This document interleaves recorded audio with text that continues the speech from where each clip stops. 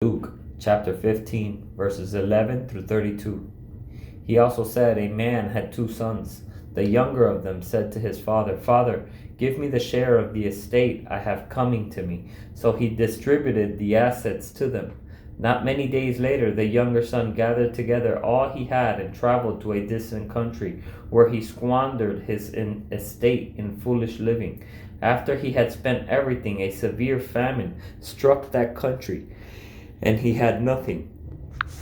Then he went to work for one of the citizens of that country, who sent him into his fields to feed pigs.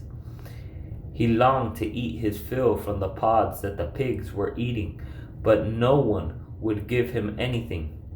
When he came to his senses, he said, How many of my father's hired workers have more than enough food, and here I am, dying of hunger. I'll get up, go to my father, and say to him, Father, I have sinned against heaven and in your sight. I'm no longer worthy to be called your son. Make me like one of your hired workers. So he got up and went to his father.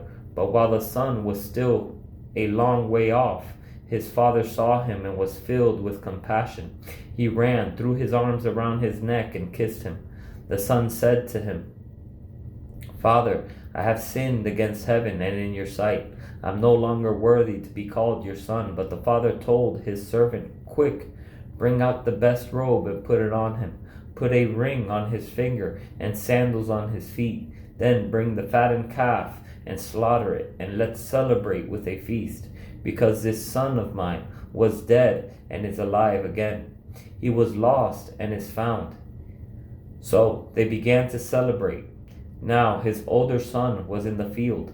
As he came near the house, he heard music and dancing. So he summoned one of the servants, questioning what these things meant. Your brother is here, he told him, and your father has slaughtered the fattened calf because he has him back safe and sound. Then he became angry and didn't want to go in. So his father came out and pleaded with him. But he replied to his father, Look, I have been slaving many years for you, and I have never disobeyed your orders.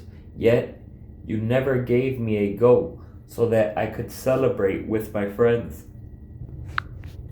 But when this son of yours came, who has devoured your assets with prostitutes, you slaughtered the fattened calf for him. Son, he said to him, you are always with me, and everything I have is yours. But we had to celebrate and rejoice because this brother of yours was dead and is alive again. He was lost and is found.